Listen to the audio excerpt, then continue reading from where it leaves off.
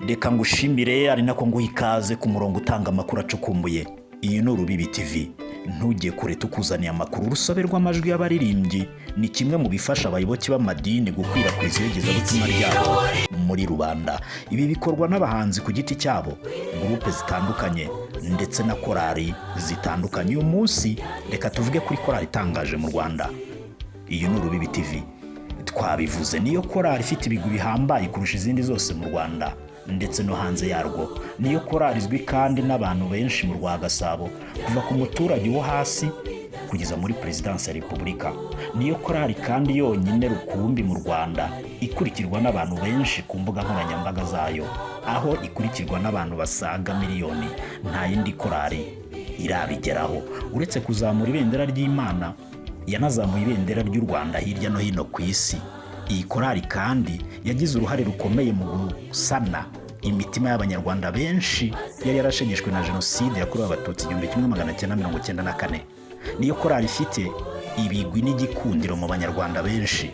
Hatitawe ku usengera hirya no hino, biragoye ko wamara iminsi utumvisha indirimbo nibura imwe y'iyi korali, yewe no mu tubari. Mbese irakunzwe, ifite injyana, ifite inganzo.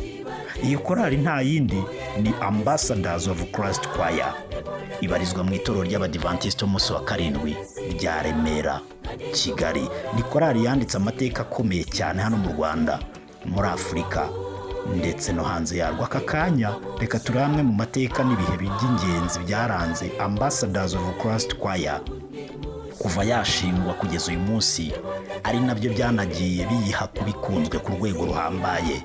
Twabivuze, ni korali izwi kugeza no muri Perezidansi ya Repubulika. Ubyumvise neza, iyi n'umukuru w'igihugu cy'u Rwanda arayizi, hari icyo yayivuzeho, hari icyo yayikoreye. Ntujye kure. Iyi ni Urubibi TV. Nge ndi Shadi Nshuti. Ambassadors of Christ Choir ubusanzwe iririmba indirimbo zo kuramya no guhimbaza Imana. Yashinzwe mu 1995. Ibarizwa mu itorero ry'Abadivantisiti umunsi wa karindwi rya Remera, i Kigali mu Rwanda.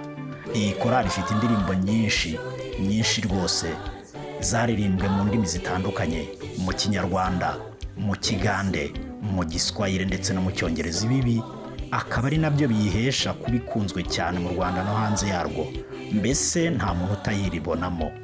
Baririmba kinyamwuga, ubutumwa bwabo byo n'injyana bifasha benshi. Indirimbo zabo uzazumva henshi mu nsengero, mu bukwe, mu tubari, mu bahanzi batandukanye bazisubiramo, mu bigo by'amashuri, mu masoko, mu bitaro, mu modoka zitwara abagenzi, mu magereza n'ahandi henshi. Mbese ni korali y'icyitegererezo. Zimwe mu ndirimbo zitazibagirana mu mitwe ya benshi harimo nka Kuki wabyemeye, Hoziyana, Solange, Imirindi y'Uwiteka ndetse n'izindi. Nk'uko twabikubwiye, urugendo rwabo rwo kuvuga ubutumwa binyuze mu ndirimbo rwatangiye mu 1995, nyuma gato ya Jenoside yakorewe Abatutsi 1994.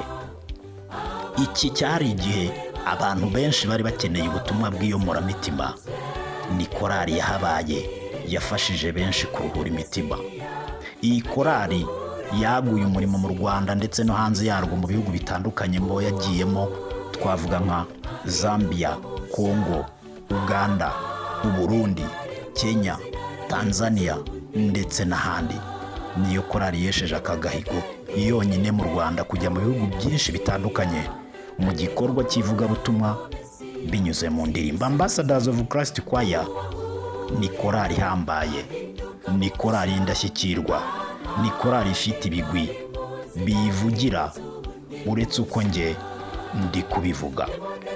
Amwe mu mateka atazibagirana ya Ambassadors of Christ Choir harimo kuba yaragiye nyine mu bihugu bitandukanye nk'uko twabivuze, ikuzuza stade z'ibihugu yabaga nyine yagiyemo, nka Tanzania aho beretswe urukundo rutangaje, bitabira ku bwinshi bakuzura stade bari bagiyemo gukoreramo ibitaramo. Ahandi ni Zambia. Aha ntibazibagirwa ibihe byiza iyi korali yabasigiye. Baraninezererewe, barishimye. Abantu bashimye Imana ku bw'iyi korali aha mu gihugu cya Zambia. Ahandi ni Mombasa muri Kenya. beretswe urukundo rutangaje. Abantu ibihumbi n'ibihumbagiza baje kwakira no kwishimana na Ambassadors of Christ Choir ubwo bari mu Mombasa muri Kenya. Niba utekereza ko hari indi korali yakoze ibigwi tumaze kuvuga ndetse n'ibindi ku rwego nkuru nguru, twandikire muri comment. Nubwo korali Ambassadors of Christ yagize ibihe byiza ikanaryoherwa mu murimo wabo w'ivugabutumwa, hari ubwo bagiye banyura mu nzira y'umusaraba. Umunsi umwe byari amarira, byari ubwoba, byari agahinda. Hari tariki ya 5 Gicurasi 2011, itariki itazibagirana mu mitima ya benshi, ariko cyane cyane abagize Ambassadors of Christ Choir family. Kuri uyu munsi ubwo bari mu rugendo rw'ivugabutumwa bava mu gihugu cya Tanzania, bakoze impanuka iteye ubwoba yanahitanye bamwe muri bo mu baririmbyi babo b'inkingi za mwamba, aribo Gatare, Manzi ndetse na Amonsi. Cyari icyuho. Iyi nkuru mbi y'impanuka ikimara kuba yamenyekanye cyane hose irasakara ndetse igera no muri Presidence ya Repubulika y'u Rwanda. Umukuru w'igihugu bwe nyakubahwa Paul Kagame yohereje indege byihuse gutabara no gufasha ikorari. Nyuma Ambassadors of Christ Choir bafashe igihe bashimira umukuru w'igihugu, aho bamuhaye impano ya alubumu y'indirimbo 12 zose z'amashusho. Ni ugushima, ni ukwibuka. Ubusanzwe Ambassadors of Christ Choir igendera ku mahame y'Itorero ry'Abadiventiste umunsi wa karindwi. Ifite ubushobozi bw'ibifatika ndetse n'ibya mwuka. Iyi korali ntuzigera ubona na rimwe ikoresha indirimbo zayo ahandi, kuko ubwabo bafite studio ikomeye cyane itunganya ibihangano byabo, kandi nabo ubwabo bifitemo impano zose, haba zo gucuranga, guhimba ndetse na production. Ambassadors